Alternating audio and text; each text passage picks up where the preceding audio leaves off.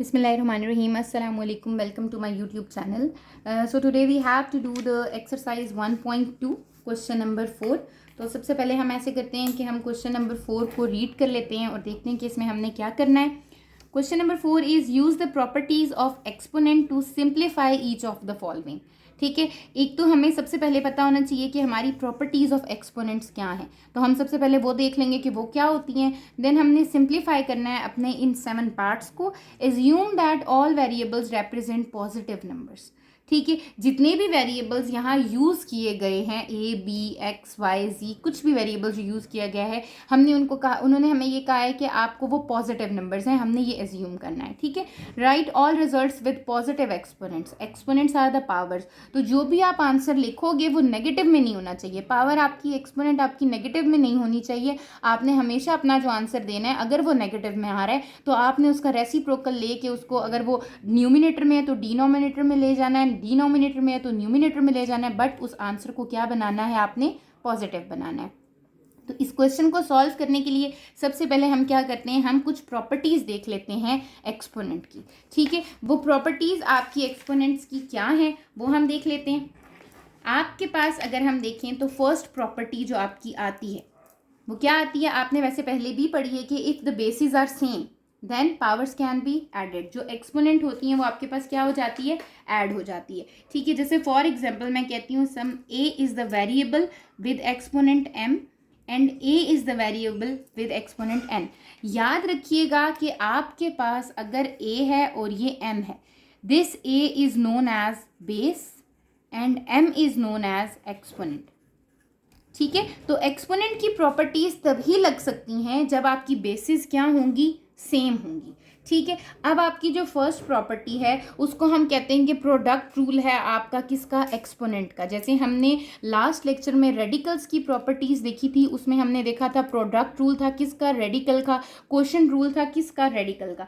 Similarly यहाँ पर भी हम क्या कर रहे हैं, हम कह रहे हैं कि आपके पास दो बेसिस हैं जिनके ऊपर एक्सपोनेंट्स डिफरेंट हैं या सेम भी हो सकती हैं, बट बेसिस क्या है, सेम है. अगर बेसिस सेम हो और दोनों चीज़ें आपस में मल्टीप्लाई हो रही हों तो जब हम उसको सिंगल बेस में लिखते हैं तो पावर्स क्या हो जाती हैं, ऐड हो जाती हैं. ठीक हो गया, m प्लस n कर देते हैं. इसी तरीके से सेकंड में जब हम मल्टीप्लिकेशन की बात करते हैं तो साथ ही हमारे पास किसकी बात आ जाती है, डिवीजन की. If we have two same basis, दोनों बेसिस सेम हैं और डिवीजन में है, तो आपकी जो एक्सपोनेंट्स हैं, जो नीचे वाली एक्सपोनेंट होती है वो ऊपर जाके क्या हो जाती है, माइनस हो जाती है. A M minus N. ठीक है, जो भी नीचे पावर होगी आइदर इट इज़ +4 ऊपर जाके -4. अगर यहाँ पर -4 है तो ऊपर जाके जब माइनस होगी, माइनस माइनस क्या हो जाएगा, प्लस हो जाएगा. वो हम साथ साथ देखते जाएंगे जब हम यहाँ पर अपने क्वेश्चंस में अपने प्रॉपर्टीज़ ऑफ एक्सपोनेंट्स लगाएंगे या लॉज ऑफ एक्सपोनेंट्स अप्लाई करेंगे. ठीक है, थर्ड प्रॉपर्टी को हम देखते हैं. Third property is like this कि अगर आपके पास ए बी है और बाहर पावर एन आ रही है. एग्जाम्पल्स हम साथ साथ देख लेते हैं ताकि आपको ये चीज़ समझ आ जाए. ठीक है, ए बी की पावर एन है तो इट मीन्स कि ए की पावर भी एन आ जाएगी और बी की पावर भी एन आ जाएगी.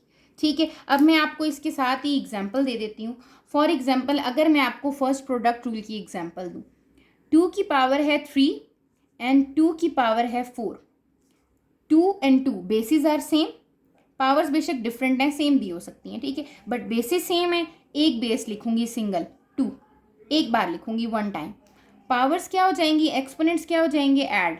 3 + 4, आंसर क्या हो जाएगा, 2 की पावर 7. ठीक है, कौन सा लॉ लगा, प्रोडक्ट रूल लग गया. अब चलते हैं क्वेश्चन पे, एग्जाम्पल देती हूँ.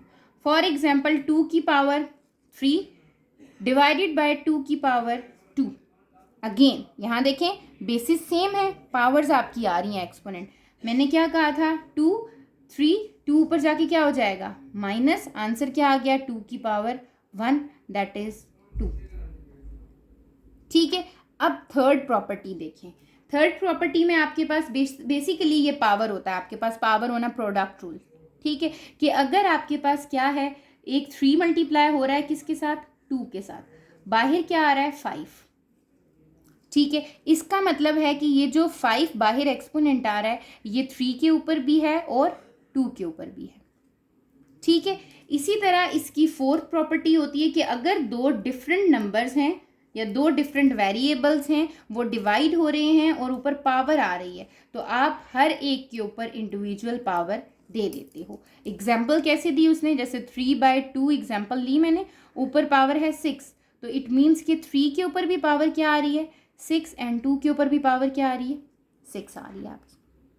ठीक हो गया। इसी तरीके से इसकी फिफ्थ प्रॉपर्टी होती है आपके पास। फिफ्थ प्रॉपर्टी क्या है आपकी कि अगर आपकी एक्सपोनेंट जो है वो क्या हो जाती है, माइनस हो जाती है। ठीक हो गया, a माइनस एन हो जाती है। अब आपको अभी बताया कि एक्सपोनेंट कभी भी नेगेटिव नहीं होता। जब एक्सपोनेंट कभी भी नेगेटिव नहीं होता तो इसको पॉजिटिव बनाने के लिए आप क्या करोगे, a की पावर n डिनोमिनेटर में ले जाओ। फॉर एग्जाम्पल 3 की पावर -2 है, तो मैं इसको कैसे लिख दूंगी, 1/3 का स्क्वायर। ठीक है, ताकि मेरे आंसर में जो पावर है, जो एक्सपोनेंट है, वो पॉजिटिव आए, नेगेटिव ना आए। ठीक है। उसके अलावा एक और प्रॉपर्टी आपकी होती है जिसमें हम क्या करते हैं कि हम ये कहते हैं कि आपके पास जो नंबर है, जैसे फॉर एग्जांपल एक अंदर आपके पास एक्सपोनेंट आ रहा है और एक बाहर एक्सपोनेंट आ रहा है, तो ये दोनों एक्सपोनेंट्स आपस में क्या हो रहे होते हैं, मल्टीप्लाई। ए पावर क्या हो रही थी, m मल्टीप्लाई बाय n, मतलब कि a की पावर mn। ठीक है। अगर मैं इसकी एग्जांपल दूं, फॉर एग्जांपल 2 ले रही हूँ, 2 की पावर 3 है और बाहर 4 है, तो ये जो 3 और 4 हैं ये आपस में क्या हो रहे हैं, मल्टीप्लाई हो रहे हैं, तो पावर क्या आ जाएगी मेरी 12। ठीक हो गया। अब ये आपके पास प्रॉपर्टीज हो गई हैं 6 मेन। एक 7th प्रॉपर्टी होती है, वो कैसे होती है, वो आपके पास बेसिकली नेगेटिव के अकॉर्डिंग ही होती है। फॉर एग्जांपल अगर मुझे दो वैल्यूज दी हुई हैं न्यूमिनेटर और डिनोमिनेटर में फ्रैक्शन की फॉर्म में, और पावर नेगेटिव में आ जाती है, मैंने अभी बताया पावर नेगेटिव में नहीं होनी चाहिए। नेगेटिव में नहीं होनी चाहिए तो मैं इसका क्या ले लूँगी, रेसिप्रोकल ले लूँगी, b/a कर दूंगी, पावर मेरी क्या हो जाएगी, पॉजिटिव में हो जाएगी। ठीक है। जैसे कि मेरे पास 3/4 आ रहा है और उसकी पावर आ रही है -2, तो मैं क्या करूँगी, मैं इसको 4/3 लिख दूंगी और पावर को क्या कर दूंगी, +2। ठीक है। ये मेरी 7 प्रॉपर्टीज़ हैं जो मेरे क्वेश्चन नंबर, जो आपको आज हमने करना है क्वेश्चन नंबर 4, उसमें आपकी यूज़ होंगी। ठीक है। अगर इन प्रॉपर्टीज़ में कोई भी इशू हुआ तो आपने मुझसे पूछ लेना है। अब हम अपने एक्सरसाइज के क्वेश्चन नंबर 4 की तरफ मूव करते हैं। ठीक हो गया। आपकी एक्सरसाइज कौन सी है, 1.2, क्वेश्चन नंबर 4 है। क्वेश्चन नंबर 4 का फर्स्ट पार्ट अगर हम देखें, हमारे पास है 16 की power 1/3 dot 16 power 1/4 divided by 16 power -3/10। ठीक है। एक बात याद रखिएगा, अभी तो यहाँ 16 दिया हुआ है, ठीक है, ये तीनों चीज़ें सेम है, आपको पता है बेसेस आर सेम। ठीक है। लेकिन जब आप इसको करते हो ना, आपने अपना आंसर जो देना है ना, वो सिंप्लीफाइड आंसर में देना है, सिंप्लीफाइड फॉर्म में। सिंप्लीफाइड फॉर्म क्या होगी कि आपने प्राइम नंबर्स में देना है। ठीक है, कि अब फर्दर उसकी डिवीजन ना हो सके, फर्दर उसके फैक्टर्स ना बन सके, फर्दर उसकी पावर ना आ सके, इस तरीके से। ठीक है। अभी फॉर एग्जांपल अब अगर हम इस क्वेश्चन को सॉल्व करना स्टार्ट करते हैं, तो मुझे ये पता है कि 16 1/3 डॉट 16 1/4 डिवाइडेड बाय 16 -3/10 है। ऐसे ही यहाँ पर मेरे पास प्रॉपर्टी लग रही है। सबसे पहले मैं अपनी कौन सी प्रॉपर्टी लगाती हूँ कि मेरे पास a की पावर m डॉट a की पावर n, बेसिस सेम है और पावर्स आपके पास क्या हो जाएंगी, ऐड हो जाएंगी, m प्लस n। ठीक है। तो हम यहाँ क्या करेंगे, 16 1/3 प्लस 1/4, बेसिस मैंने क्या कर दी, सेम कर दी, डिवाइडेड बाय 16 -3/10। ठीक है। अब आपको एलसीएम लेना आता है, अगर आप इसको सेम बनाना चाह रहे हो, जैसे for example, sorry this is 1/5 in question, this is 16 की पावर 1/5। ठीक है। अब आपको क्या करना है कि आपने इसका एलसीएम ले लेना है, वैल्यूज़ को, उसके डिनोमिनेटर को सेम बना लेना है। और अगर आपको फर्दर कोई एलसीएम लेने का तरीका आता है, अदरवाइज आप कैलकुलेटर पे भी इसको सॉल्व कर सकते हैं। ठीक है। तो ये आपके पास क्या आ जाएगा, 16 की पावर आपके पास आ जाएगी 29, 9/20। ठीक हो गया। ये आपकी पावर आ गई, डिवाइडेड बाय 16 -3/10। ठीक है, एलसीएम आपको लेना आता है, फिर भी मैं आपको यहाँ साइड पे बता देती हूँ। पावर आ रही है 1/5 प्लस 1/4, आपने डिनोमिनेटर को सेम करना है तो इसको 4 से मल्टीप्लाई कर देंगे और इसको 5 से मल्टीप्लाई कर देंगे। You will get 4/20 plus 5/20 which is equals to 9/20। तो मेरे पास 16 की पावर क्या आ गई है, 9/20। सिंप्लीफाई हो गया। आपने साथ में प्रॉपर्टी ज़रूर लिखनी है, जैसे मैंने पहली प्रॉपर्टी लिख दी है। अब मुझे पता है यहाँ मेरी सेकंड प्रॉपर्टी लग रही है, जो कि प्रॉपर्टी क्या है, ए की power m divided by A की power n is equals to A की पावर m माइनस n। ठीक है, कि मेरे पास जब बेस जो सेम हो जाए और डिवीजन में आ रही हो तो मेरी पावर्स जो होती हैं वो क्या हो जाती हैं, माइनस हो जाती हैं। इट मीन्स 16 की पावर 9/20 माइनस 3/10। देखिए मैंने माइनस लिखा और इस -3/10 को एज इट इज़ ऊपर लेके गई हूँ। अब ये माइनस माइनस क्या हो गया है, प्लस। ये मुझे पता चल गया है 16 9 + 3 डिवाइडेड बाय 20/10। अगेन आपका यहाँ पर क्या आ गया है, एलसीएम आ गया है। आप डिनोमिनेटर सेम करने के लिए इसको किससे मल्टीप्लाई कर दोगे, 2 से मल्टीप्लाई कर दोगे। यू विल गेट 16 पावर क्या आ जाएगी आपकी 20 एंड 9 + 6। ठीक है, 9 + 6 कितना हो जाएगा, 15। ठीक हो गया। अब आपको पता है कि यहाँ पर कितना आ रहा है, अब ये आपका आंसर आ रहा है 16 की पावर आ रही है 15, 5 3 ज़ार 15, 5 4 ज़ार 3/4 सिंप्लीफाइड आंसर।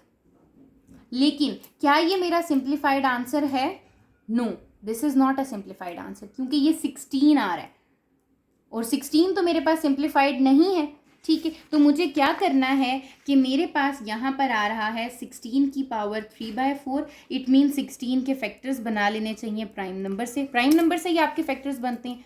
2 8 ज़ार 16, 2 4 ज़ार 8, 2 2 ज़ार 4, 2 1 ज़ार 2। 2 कितनी टाइम्स आ रहा है आपके पास, 2 1 2 3 4। It means we can written as 2 की पावर 4 होल पावर 3/4। ऐसे ही है। ठीक है, अब आप देखो अगेन यहाँ पर एक प्रॉपर्टी लग रही है जो मैंने आपको बताई थी कि अगर अंदर भी पावर आ रही हो और बाहर भी पावर आ रही हो तो दोनों पावर्स आपस में क्या हो जाती हैं, मल्टीप्लाई। तो हम वो करके लिख देते हैं, 2 की पावर 4 इज मल्टीप्लाइंग विथ 3/4। 4 क्या हो जाएगा, 4 से cancel out. You will get 2 की power 3 which is equals to 8। So 8 is the answer. अब फर्दर सिंप्लीफिकेशन नहीं हो सकती। ठीक है, इसी तरह हम इसके सेकंड पार्ट पे मूव करते हैं ताकि आपको क्वेश्चन की फर्दर समझ आ सके।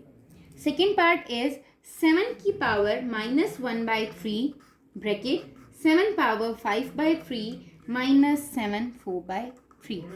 अच्छा, एक चीज़ का खास ख्याल रखना है कि माइनस हो तो आपने पावर्स को ऐड एंड सब्ट्रैक्ट नहीं करना। एडिशन एंड सब्ट्रैक्शन सिर्फ मल्टीप्लिकेशन और डिवीजन में होती है। ठीक है, यहाँ पर जब मैं क्वेश्चन को सॉल्व करूँगी तो मुझे पता है कि मेरा 7 - 1/3 जो है ये मल्टीप्लाई हो रहा है किसके साथ, 7 होल 5/3 के साथ। डिस्ट्रीब्यूटिव लॉ लगता है ना आपका, जैसे यहाँ पर ये इससे भी मल्टीप्लाई होगा और इससे भी मल्टीप्लाई होगा। -7 की पावर -1/3 अगेन मल्टीप्लाई हो रहा है 7 की पावर 4/3 से। ठीक है, अब अगेन बेसिस क्या है, सेम है, पावर्स क्या हो जाएंगी, ऐड हो जाएंगी। तो आपको ये पता है कि a की पावर m इंटू ए की पावर n क्या हो जाती है, m + n हो जाती है। आपने यहाँ पर पावर्स को ऐड कर दिया, 7 - 1/3 + 5/3 माइनस बेसिस 1 टाइम लिखनी है। 7 मैंने 1 टाइम लिखा है, पावर्स को मैंने ऐड कर दिया। यहाँ पर भी 7 को 1 टाइम लिखा और पावर्स को क्या कर दिया, ऐड कर दिया। यू विल गेट 7, एलसीएम लिया, डिनोमिनेटर में आ गया -5 + 1 -7, फिर एलसीएम लिया -1 + 4। You will gate 7 4/3 -7 3/3। 3 से क्या हो जाएगा, कैंसिल आउट। 7 4/3 -7। अब आप देखो क्या मैं इसको फर्दर सॉल्व कर सकती हूँ, नो। अब आपने ये नहीं करना कि हम पावर्स को ऐड कर देते हैं, दोनों में 7 ही आ रहा है, नहीं। यहाँ मल्टीप्लिकेशन नहीं हो रही, यहाँ पर क्या हो रहा है, यहाँ पर सब्ट्रैक्शन हो रही है। तो हम कहेंगे ये हमारे पास क्या है, इसका आंसर है। ठीक है, that is the simplified question कि आपने आराम सुकून से आपने बेसिस को सेम बनाना है। आपकी बेसिस अगर सेम है, मल्टीप्लाई हो रही है, पावर्स को ऐड कर देना है। अदरवाइज अगर डिवाइड हो रही है, हमने पावर्स को ऊपर लेके जाके नेगेटिव माइनस कर देना है। ठीक है, आपने दरमियान में माइनस लिखना है और वो जो पावर है एज इट इज़ ऊपर ले जानी है आपने, फिर आपने अपने क्वेश्चन को सॉल्व करना है। Third part is easy, fourth part is also easy. Fifth part की तरफ मूव करते हैं। थर्ड एंड फोर्थ मैंने किया हुआ है, मैं आपको उससे थोड़ा सा गाइड कर दूंगी। ठीक है, हम फिफ्थ पार्ट की तरफ चलते हैं नेक्स्ट पेज से, ताकि हमारा एक ही पे आ सके ये। फिफ्थ पार्ट आपका क्या है? फिफ्थ पार्ट इज लाइक 36 की पावर है आपके पास 1/2, डॉट 6 की पावर है 1/2। अगेन डिविजन आपके पास आ जाती है 8 की पावर है 1/2, डॉट 27 की पावर है 1/2। ठीक है, यहाँ पर क्या आ जाएगा? होल पावर आपको दी हुई है इसकी 3। ठीक हो गया। अच्छा, अब आप क्या करते हो 36 के सबसे पहले, अब आप देखो जब आप क्वेश्चन को सॉल्व करने लगते हो ना, सबसे पहले देखो कि यहाँ इतना बड़ा नंबर आ रहा है 36, 6, 8, 27। यहाँ पर तो कुछ भी सेम नहीं आ रहा, कोई बेस सेम नहीं आ रही। तो सबसे पहले आपने क्या करना है, इसकी बेसिस को सेम बनाना है। बेसिस को हम सेम कैसे बनाते हैं कि हम यहाँ पर फैक्टर्स बना लेते हैं, एलसीएम ले लेते हैं। ठीक है, सबसे पहले मैं यहाँ साइड पर 36 का एलसीएम लेती हूँ, फैक्टर्स बनाती हूँ। 2 1 2, 2 8 16, 2 9 18, 3 3 9, 3 1 3। इट मीन्स मुझे ये पता चल गया एक ब्रैकेट है, इस ब्रैकेट के बाहर क्या आ रहा है? 3 आ रहा है और यहाँ पर 36 है। ठीक है, 36 भी कहाँ आ रहा है आपके पास? बाहर 1/2 आ रहा है। 36 को ब्रेक किया तो मेरे पास आ गया 2 का स्क्वायर डॉट 3 का स्क्वायर। अगेन डॉट किसको शो करता है? मल्टीप्लिकेशन को शो करता है। ठीक है, फिर आपके पास 6 आ रहा है। 6 क्या होता है? 2 × 3। यहाँ पर क्या आ गया? 1/2। फैक्टर्स बना रहे हैं सबसे पहले। ठीक है, 8 है, 8 के भी हम एलसीएम ले लेते हैं। क्या आ जाएगा? 2 4 8, 2 2 4, 2 1 2। ये हो गया आपके पास 2 का क्यूब और बाहर पावर कितनी आ गई? 1/2। इसी तरह 27 का ले लेते हैं। आपके पास क्या आ जाएगा? 3 9 27, 3 3 9, 3 1 3। अगेन 3 का क्यूब इंटू 1/2। अब अगर आप देखो तो आपके पास 2 3 2 3 नज़र आ रहा है आपको, मतलब कुछ चीज़ें सेम हो सकती हैं, बट उससे पहले आपके पास यहाँ पर क्या हो रही है? यहाँ पर प्रॉपर्टी लग रही है। ठीक हो गया। कौन सी प्रॉपर्टी लग रही है? अगर आप देखो कि आपके पास लग रही है कि बाहर भी एक्सपोनेंट है, इनसाइड भी एक्सपोनेंट है, तो ये दोनों आपस में क्या हो जाएंगे? मल्टीप्लाई। तो हम मल्टीप्लाई कर देते हैं। मीन्स 2 की पावर 2 इज मल्टीप्लाइंग विद 1/2, 3 की पावर 2 इज मल्टीप्लाइंग विद 1/2, 2 की पावर इज मल्टीप्लाइंग विद 1/2। कुछ भी पावर नहीं है तो ऑब्वियसली देयर इज 1, डॉट 3 की पावर इज 1/2। ये जो बाहर आपके पास 3 है इसको हमने वैसे ही रखना है। ठीक है, डिनोमिनेटर में आपके पास 2 की पावर इज 3/2 एंड 3 की पावर इज 3/2। ये आपने अपनी ये प्रॉपर्टी लगा दी है कि अगर आउटसाइड और इनसाइड आपके पास एक्सपोनेंट आ रही हो तो वो मल्टीप्लाई हो जाती है। ठीक है, अब आप देखो अगर कुछ कैंसिल हो रहा है तो कैंसिल आउट कर दो। 2 is cancel out with this, 2 is cancel out with this. You will gate 2.3.2 की पावर 1/2, डॉट 3 की पावर 1/2 डिवाइडेड बाय 2 की पावर 3/2, डॉट 3 की पावर 3/2। ठीक है, अब आप क्या करते हो कि अब आप देखते हो, आप डिनोमिनेटर को फिलहाल छोड़ दो, आप देखो कि क्या ऊपर कुछ मल्टीप्लिकेशन प्रोडक्ट रूल लग रहा है? बिल्कुल लग रहा है। कौन सा लग रहा है? ए की पावर m डॉट ए की power n is equals to m plus n। तो हम क्या करते हैं कि हम देखते हैं ये 2 है, 2 की पावर यहाँ पर क्या है? बाहर आपने इसी तरह ये ब्रैकेट में लिखना है। बाहर क्या आ रहा है आपका? 3, यहाँ पर 2 है, 2 की पावर क्या है? 1, यहाँ क्या है? प्लस 1/2, डॉट 3 की पावर यहाँ क्या है? 1 प्लस 1/2। बेसिस सेम हो गई ना। हमने क्या किया? मैंने इस 2 और इस 2 पे एक बार लगा लिया प्रोडक्ट रूल और एक 3 पे लगा दिया। ठीक है, अब डिनोमिनेटर में क्या आ रहा है आपके पास? 2 की पावर 3/2 डॉट 3 की पावर 3/2। ठीक है, अच्छा अब यहाँ पर क्या हो गया? आपने यहाँ पर इसका एलसीएम ले लिया। एलसीएम लेके आपके पास क्या हो जाता है? एलसीएम लेना आपको अब आ जाना चाहिए। ये हो जाएगा 2 की पावर 3/2 डॉट 3 की पावर 3/2 डिवाइडेड बाय 2 की पावर 3/2 डॉट 3 की पावर 3/2। इसका क्या आ गया आपके पास? क्यूब। ठीक हो गया। अच्छा, अब जब आप इसको सॉल्व करने अब डिवीजन आ गई है। अब आप अगर यहाँ देखो तो यहाँ पर इस जगह पर यहाँ पर आपके पास क्या हो रहा है? बेसिस सेम, पावर आपके पास आ जाएंगी। बेसिस सेम, पावर्स को आप सब्ट्रैक्ट कर सकते हो। तो आपने क्या कर लेना है? यहाँ पर पावर्स को सब्ट्रैक्ट करना स्टार्ट करना है। ठीक है, हमने यहाँ पर कौन सा रूल लगाया, ए की पावर m ओवर ए की पावर n, बेसिस सेम हो तो पावर क्या हो जाती है, सब्ट्रैक्ट हो जाती है अगर डिवीजन हो रही हो तो। ठीक है, तो इसको मैं लिखती हूँ, बाहर क्या पावर आ रही है मेरी, 3 पावर आ रही है, मैंने बाहर 3 ही लिखी। यहाँ पर क्या हो गया, 2,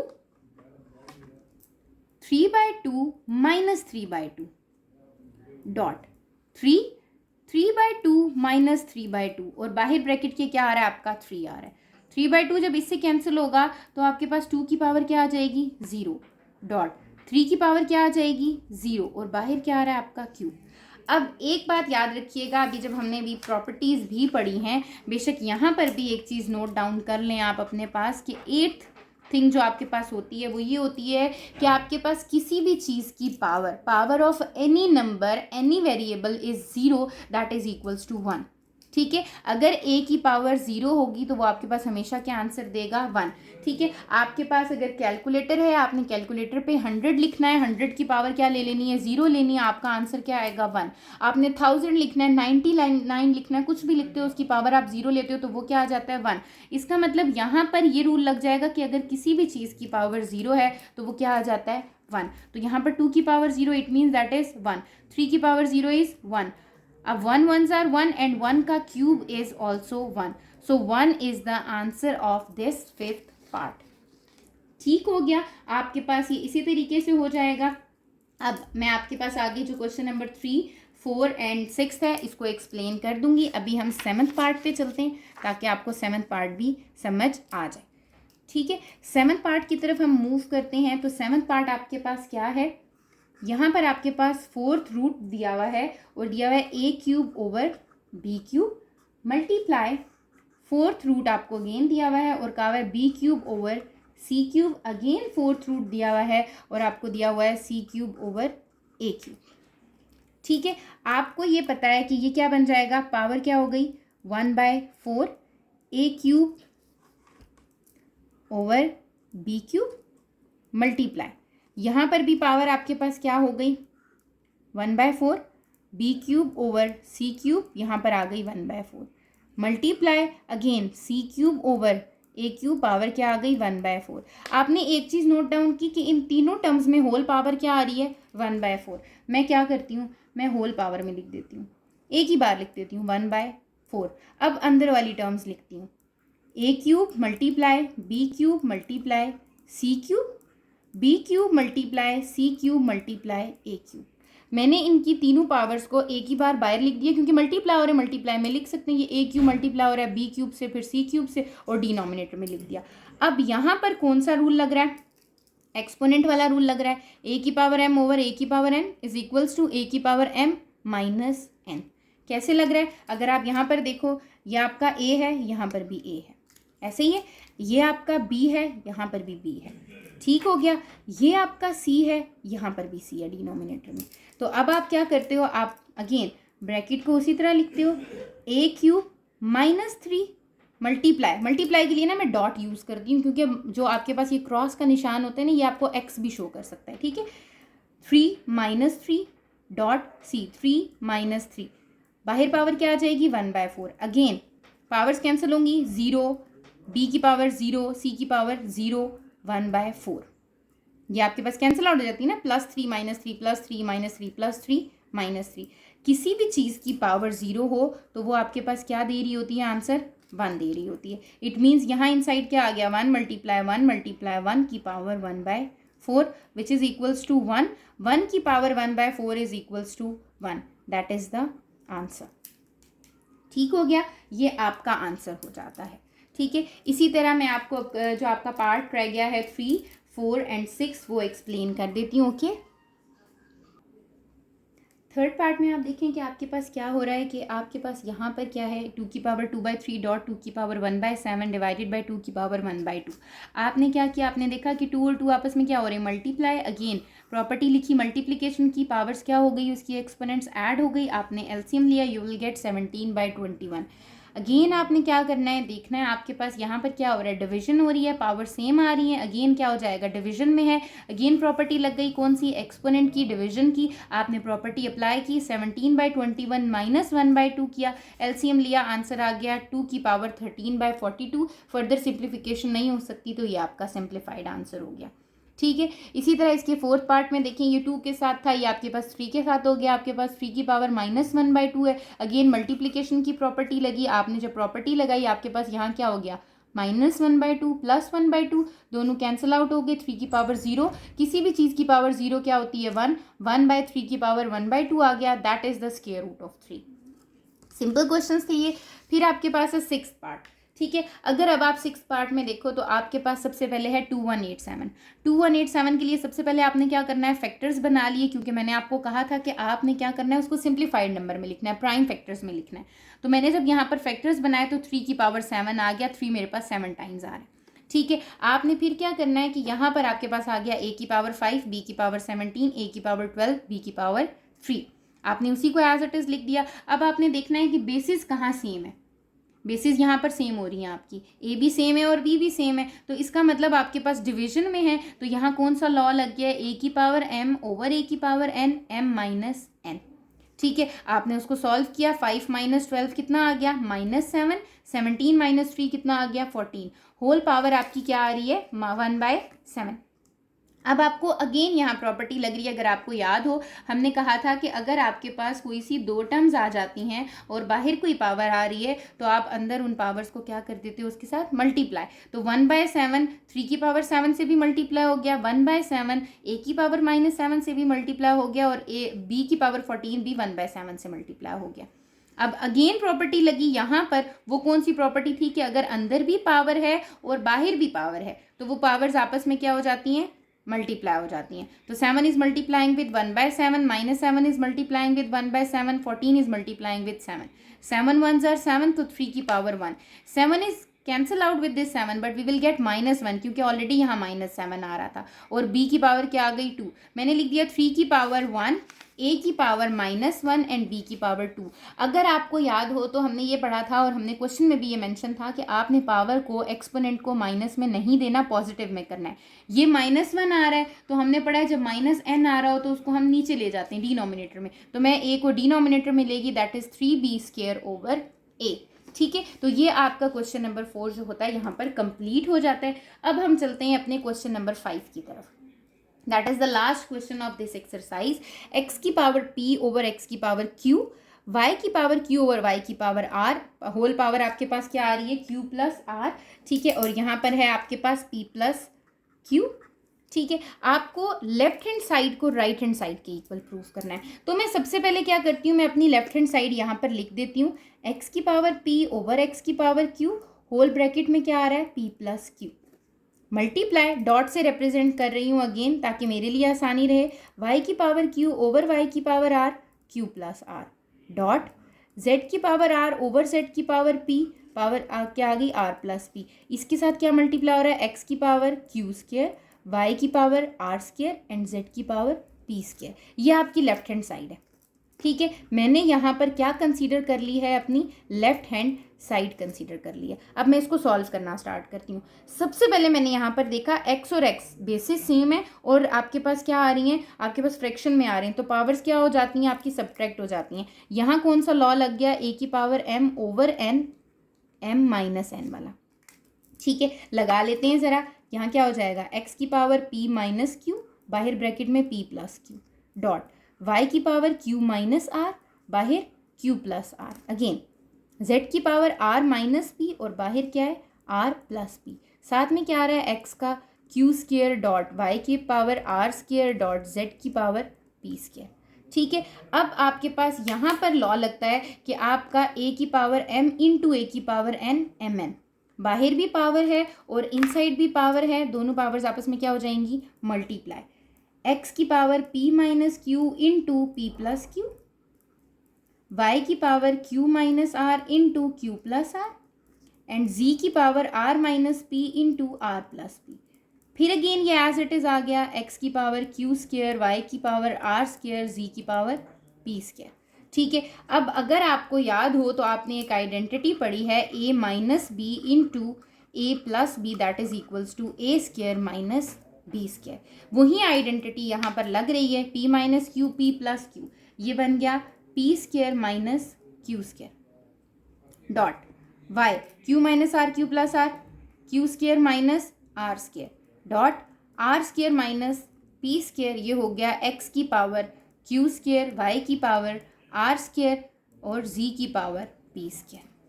ये हमने इसको सॉल्व कर लिया। डॉट इसीलिए लिखा था कि आप x के साथ मल्टीप्लिकेशन को मिक्सअप ना करें। अब आप देखो तो ये सब क्या हो रहे हैं, मल्टीप्लाई हो रहे हैं। अब मैं क्या करती हूँ, मैं 3 डिफरेंट कलर से आपको रिप्रेजेंट करा देती हूँ। ये भी x है, ये भी x है आपका, ठीक है। यहाँ पर ये y है, ये y है आपका, ठीक हो गया। फिर आपके पास एक z ये है और एक z ये है, और आपस में तीनों क्या हो रहे हैं, मल्टीप्लिकेशन में है। तो इट मीन्स कि मेरे पास यहाँ पर लॉ लग सकता है मल्टीप्लिकेशन का, a की पावर m इंटू a की power n is m plus n। ठीक है, हम वो कर लेते हैं। सबसे पहले हम x को देखते हैं, p square minus Q square plus क्या हो जाएगा इसमें x की पावर जो कि क्या है q square. Okay, now come to the y, Q square minus R square add क्या हो जाएगा प्लस आर स्क्वायर डॉट, अब z की तरफ चलते हैं, R square minus P square plus P square.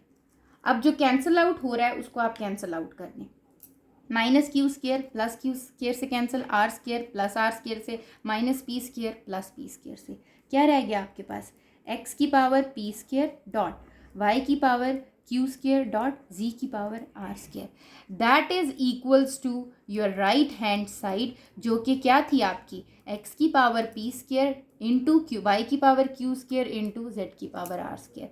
Hence आपने ये क्या कर दिया है, वेरीफाइड कर दिया है।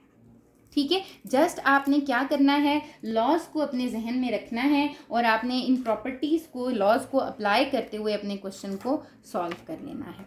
ठीक है, आपका क्वेश्चन नंबर 4 एंड 5 यहाँ तक कंप्लीट हो जाता है। आपकी एक्सरसाइज 1.2 कंप्लीट हो गई है। अगर कोई भी प्रॉब्लम होती है आपने पूछ लेना है और चैनल को सब्सक्राइब कर देना है ताकि नेक्स्ट 1.3 की वीडियोस भी आप तक पहुँच जाएँ। Thank you so much.